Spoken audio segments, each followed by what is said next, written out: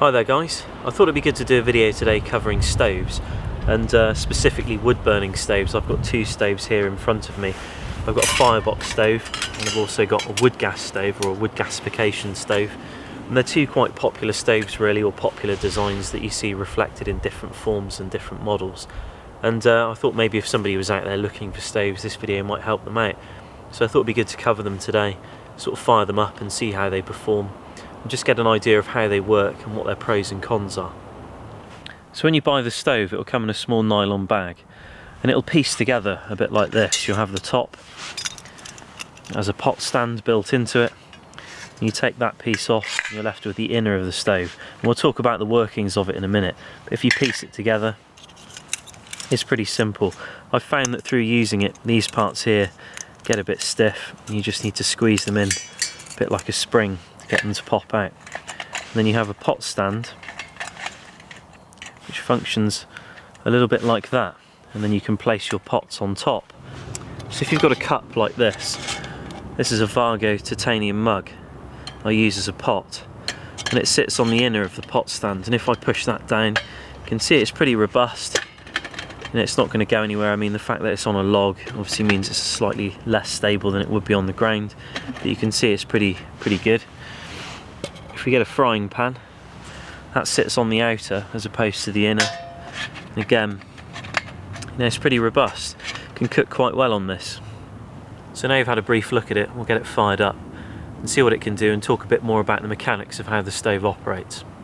I've just copied some green hazel and I'm surrounded by conifer, as you can probably see around me, lots of larch all over the place, and as a result there's loads of needles all over the ground, really thick beds of needles. The ground's really spongy and soft with them. So what I'm sort of doing is basically creating a raft to go beneath the stove of green wood, which will just help the oxygen feed up into the stove a lot better and stop it clogging up on the ground with lots of ash, and it will stop it from burning the pine needles beneath me as well, which I really don't want to happen.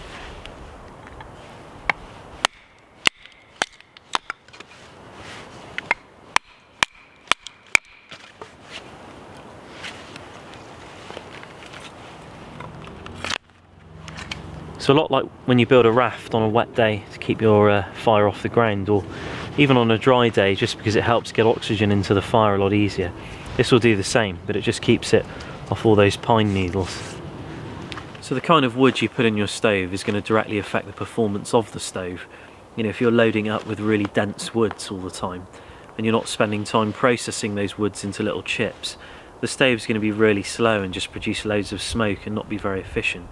And it'll be frustrating and you'll be getting it going for ages. And you don't really want to do that. I tend to look for woods that are already dry and dead and small to begin with, and then while the stove's heating up and getting going, I introduce other woods in that process. So this is larch, and it's one of the few conifers that isn't an evergreen. And as it's been winding down for the winter, you can see all these branches that have been falling down from the top of the tree, really dry, full of resin. And this stuff will burn like petrol if you introduce a bit of birch to it. So that's really what I'm going to do to start with. So there's a lot of hazel in this woodland, and hazel's a really good wood to use as well, simply because it's very good for producing dead standing wood even in the heaviest of weathers. What you want to do is look for the branches that have specks on the bark and small little lichen and fungi, and you can tell immediately if they're dead or not just by moving them. You can see they just pop straight out from the root. A lot of the time they snap as well when you bend them, and obviously if wood's snapping like that, it's not going to be green. So just being mindful of this tree above me. It looks pretty secure at the moment, but I won't spend too long here or move too much that might make it move, although it isn't very big. But you can see here this piece of wood is very flexible. You can see it bend almost completely into a U shape, so that's definitely alive. This one here looks pretty alive as well, but this one here just broke off immediately, as do quite a lot of other little pieces. So the great thing about hazel is, even if it was tipping it down with rain, you can always find really small twigs, a bit like beech twigs, if there were beech in this woodland, that you can gather together and make a large bundle with to take back to your camp. So again, just plenty of larch twigs just sitting up in this tree. Lots of it very, very dry. It's all just fallen out the top of the tree there. and you've got a nice bunch of twigs there with lots of resin in it, which is a plus, which is why working with conifers is quite good, just to put in your stove and get it going.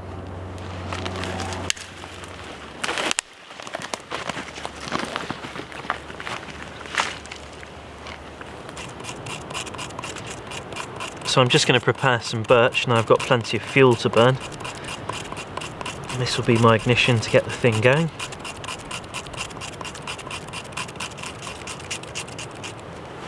It's a pretty rubbish pile, but it might be enough. You want to make sure the lid's off the wood gas stove at the start, because you want to build a fire in the core before the lid goes on.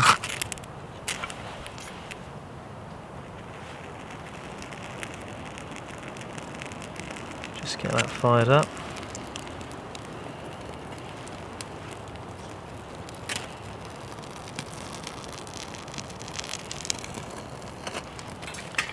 A few pine cones for luck.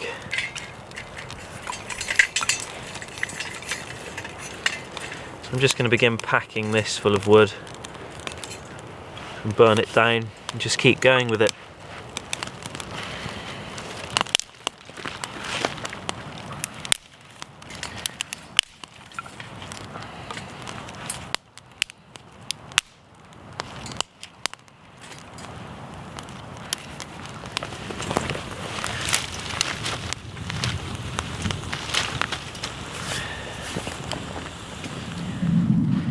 So now this is burnt down quite a bit. You can see those larger pieces of hazel sort of starting to smoulder away. I'm going to pop the lid on,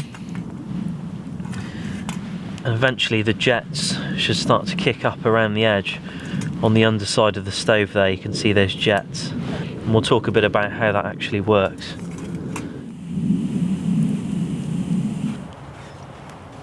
So those jets are really going now. Get some water in there.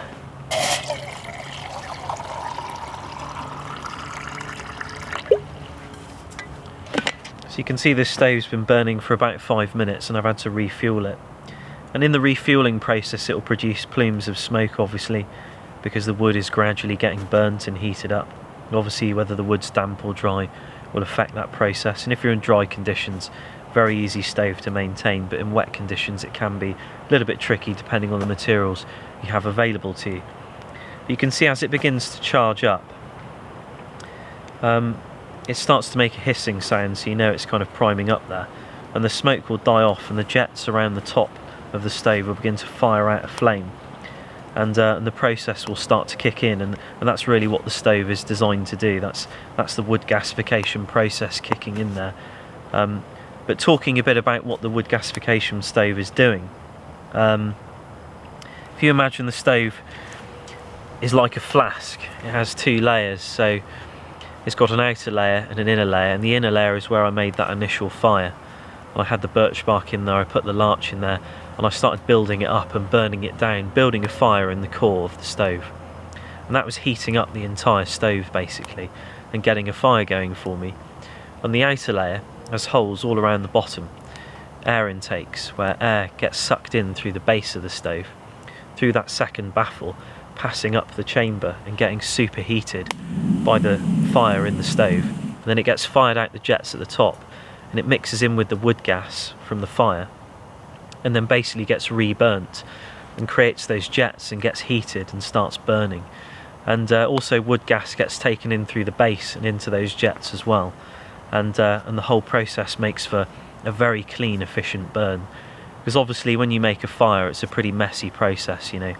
You've got lots of smoke being produced, lots of hydrogen, carbon monoxide, well, a bit of carbon monoxide, carbon dioxide, and you've also got you know, char, wood char, basically about sort of 30 to 50% wood char going up through that smoke, and it makes for a very messy process. So what the wood gas stove is doing is it's taking all those byproducts and re-burning them to give you a much cleaner burn. And as you can see now, the process has been completed. The fuel's being used efficiently. I have no smoke, and I have jets just firing out nice clean, you know, a nice clean burn out the top there to heat my tea up.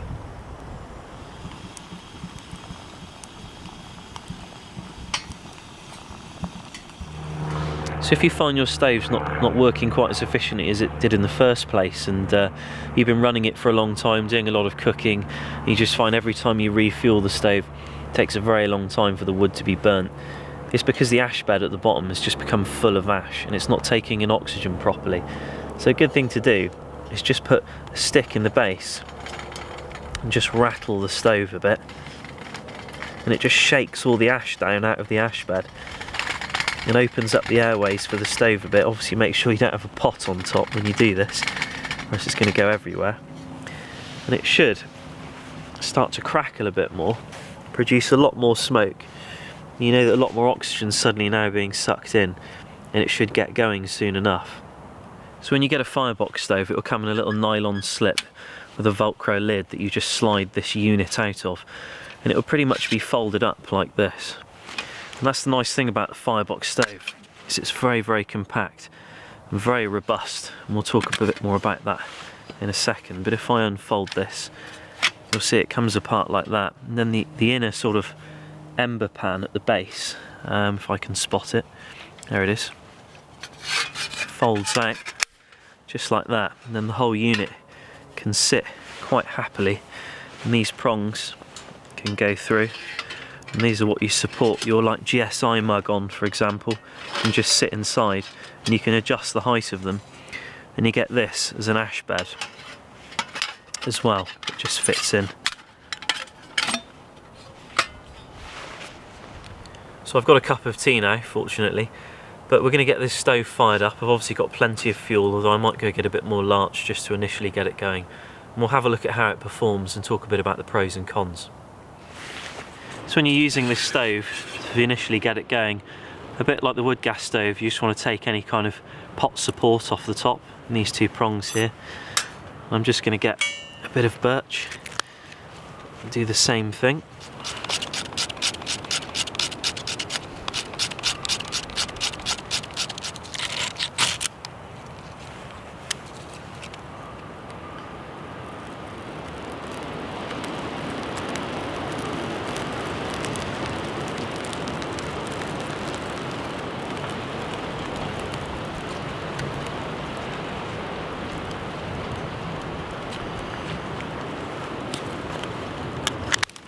Get a big bunch of larch, put it straight in the top,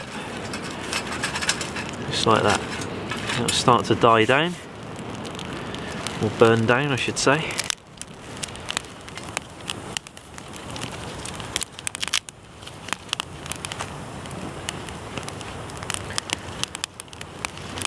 So one of the main advantages of these sort of stoves that fold away and that are box shaped is they tend to pack away a lot better, and you can fold them away and slip them down the back of your pack, and you generally don't notice they're there. The Firebox stove's got a little bit of weight to it. As I say, it's quite a heavy stove, but it's very robust. It's 1 mil of stainless steel, so you know it's a very, very robust design. But if you slip it down the back of your pack, so it's flat against your back, the base, you generally don't notice the weight, and it's not that heavy. And if you're somewhere where you're not allowed to make a fire directly on the ground, the stove really does help, and it helps you utilise natural fuels as well, instead of having to carry around additional fuel with you, which has never really made too much sense to me. But then it depends where you are, and obviously if I'm in woods like this, you know, using wood is obviously the given thing there. But it's a very, very good stove, and I like the way you can put quite kind of large chunks of wood in. You know, with the wood gas stove, you're limited to quite a small internal container to hold your initial fuel, so you can tend to run out very quickly, and it'll burn through it very quickly. And if you put big pieces in, it takes a long time to charge up unless they're really dry and full of resin. But with this stove here, once you've got a very good bed of embers going, you can put the big stuff on top, and it'll burn for ages, like it has been doing now for about 10-20 minutes, and it's a good stove. One thing I like about the stove is it's really easy to put fuel in. It's got a hatch on one side, and on the other side it's completely open, but it's really useful. So I hope this video's helped out having a look at these two stoves. As I say, there are a lot of different designs out there. There's a number of different types of wood gas stove where you can make your own out of some cans quite effectively. There's some good tutorials online, you know, because it can be about £40, which, you know, can be quite a bit of money depending on the kind of use you get out of it. But they are well made, and they do work really efficiently.